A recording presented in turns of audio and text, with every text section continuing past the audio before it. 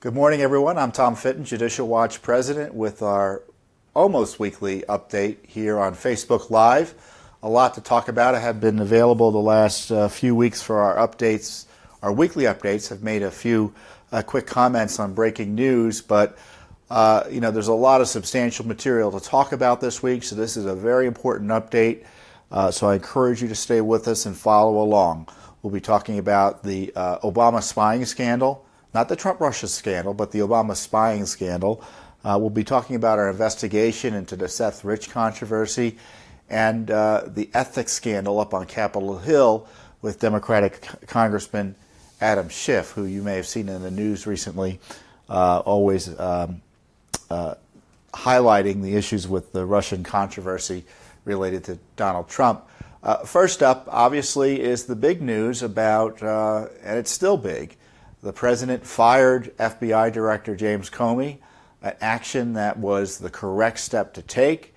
It was really, frankly, past due, and I know the president got a lot of guff for doing it, but it was the right thing to do. Comey blew the Clinton investigation. He was a political FBI director. It looked like he was playing games with the Russia investigation, or non-investigation, because there isn't much to investigate by all accounts. And so President Trump didn't trust him, and it looks like he was a political FBI director in an improper way. And sure enough, after he gets fired, we find out he's taking notes of his conversations with President Trump, and it looks like his friends may have been leaking them to the media. Really despicable stuff, and Comey couldn't have gone fast enough, in my view. And now the mistake, in my view, also was the appointment of a special counsel, again, not to investigate Hillary Clinton, not to investigate the leaks related to classified information or the illegal unmasking, but to investigate the issue of Russia interference in our elections. And that decision was made by the number 2 official at the Justice Department, a Trump appointee, and he brought in former FBI Director Robert Mueller, a friend of Mr. Comey's, whose FBI collaborated with the IRS under Obama to try to prosecute the very groups that Lois Lerner's IRS was suppressing, an FBI director whose FBI targeted other individuals using the intelligence apparatus, like James Rosen, the Fox News reporter under President Obama. So I'm not quite sure why we're expecting Mr. Mueller to be the guy who uncovers what went on, but he's not even being directed to investigate the illegal leaks. Arguably that's within his purview, but it's not explicit. So it's kind of a disaster all around, and no one's defending the president against this lawlessness. Almost every day you can open the New York Times or the Washington Post and read a leak of classified material that will endanger potentially the United States and our sources abroad, all in an effort to try to destroy President Trump. And this is not about President Trump personally. This is not about his tweets. This isn't about whether you like his policy or not. This is whether or not we're going to tolerate his opposition breaking the law to try to remove him from office. And that's what it's about. And I just can't believe that Republicans and the media are relatively oblivious to this. But Judicial Watch isn't, and we have commenced our own independent lawsuits to try to get information about what went on here. We have a lawsuit, for instance, we just filed it, I think, last week, asking about this so-called dossier, which is a political opposition document that was supposedly behind the FBI decisions and the Obama administration's decisions to go after Trump on the Russia issue. Well, this dossier was paid for by who knows who. But it was basically a political opposition research document. Its credibility has been challenged, and we want to know what's going on here.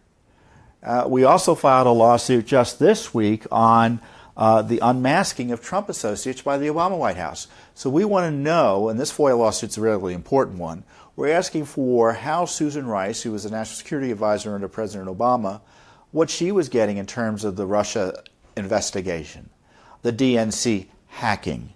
What else are we asking for? And the unmasking of the Trump team Again, unmasking is looking through the intelligence and deciding you want to know the identities of Americans who have been picked up through intelligence surveillance activities. And you're not allowed to get those names unless you have good reason for doing it.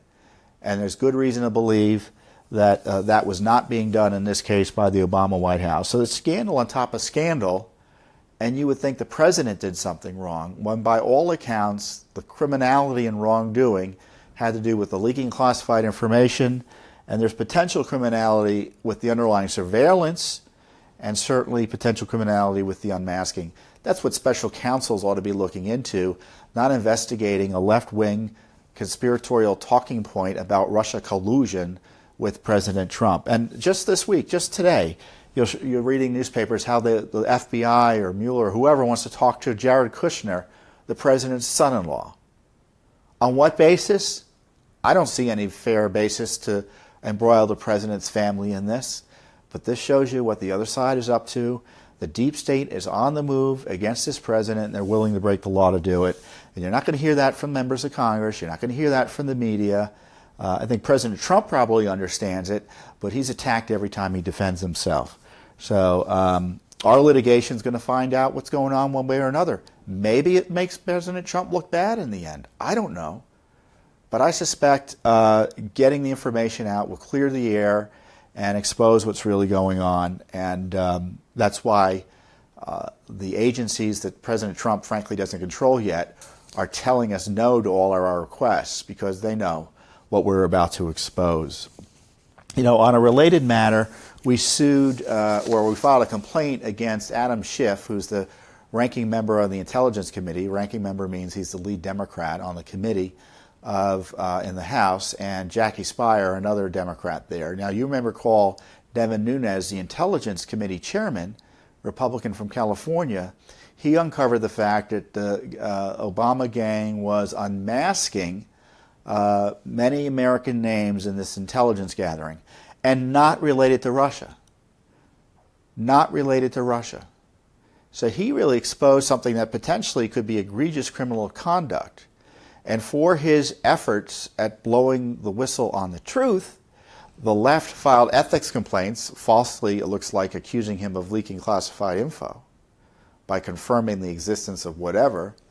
As a result, the Ethics Committee, which is run equally by Democrats and Republicans, it's split evenly, took up the investigation and complaint, and Nunes recused himself from the Russia investigation, basically derailing the House investigation into this whole Russia scandal, or the spying scandal, as I call it.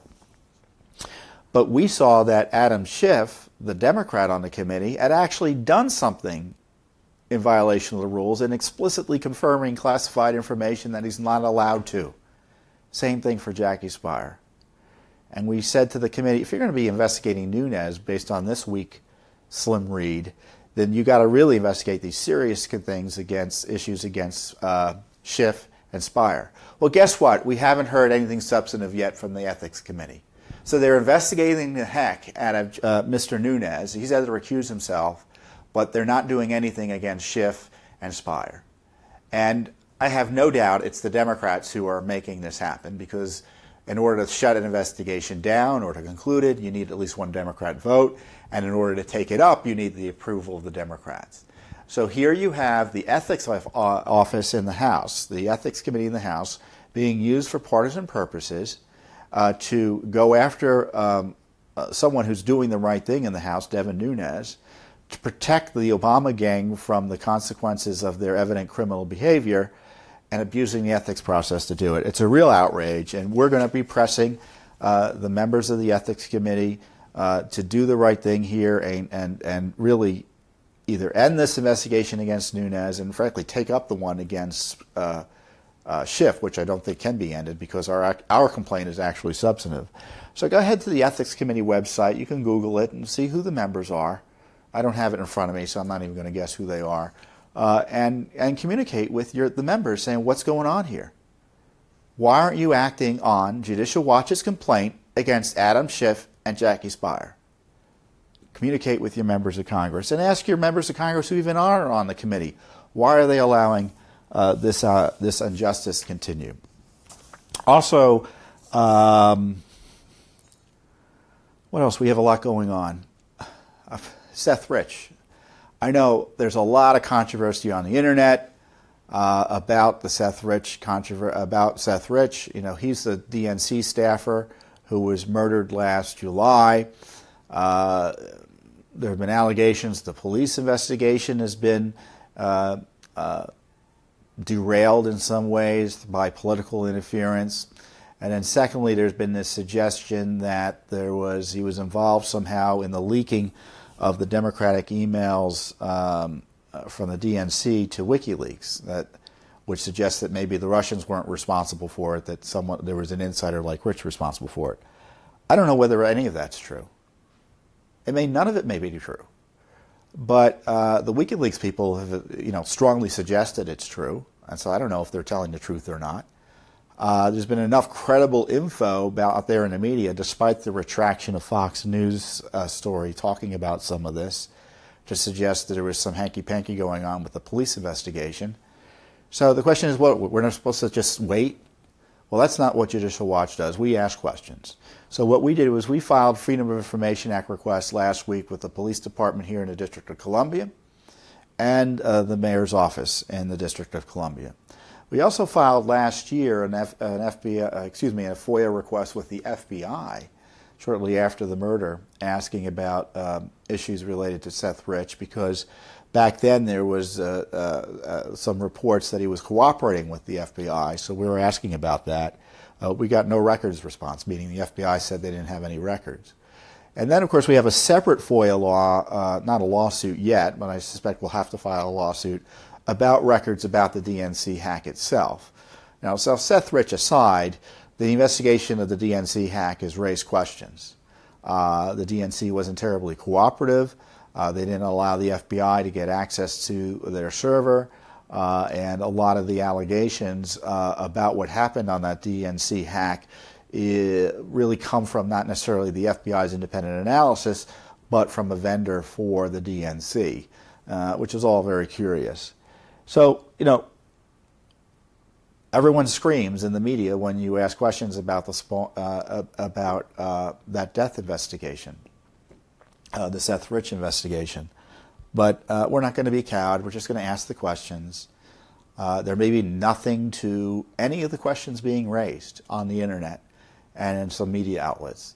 But one of the things we do is we try to settle these issues one way or another by using this Freedom of Information Act request process to get access to the truth about it. So, a lot of controversy. Things have not settled down here in Washington. The left wants to remove the president again through illegal means, by illegal leaks. The media is completely deranged by their hatred for Donald Trump, or too many in the media are, and they're conspiring with illegal leakers to publish this material. So it's a real kind of crisis in terms of the rule of law here in Washington, D.C., and so you're not allowed to ask questions about anything. But Judicial Watch is, and that's why we're in court trying to get access to this information. And I've been encouraging the Trump administration, I encourage you to let it all out. Release all the Russia records, declassify material so we know what the Obama administration was up to, and declassify material about what you were up to. I don't know what the Trump people were talking to about the Russians, but my guess is it was completely innocent within the realm of normalcy in terms of you have an incoming president talking to the Russians, or just people talking to the Russians generally. Why is the investigation only focused on Trump associates talking to the Russians?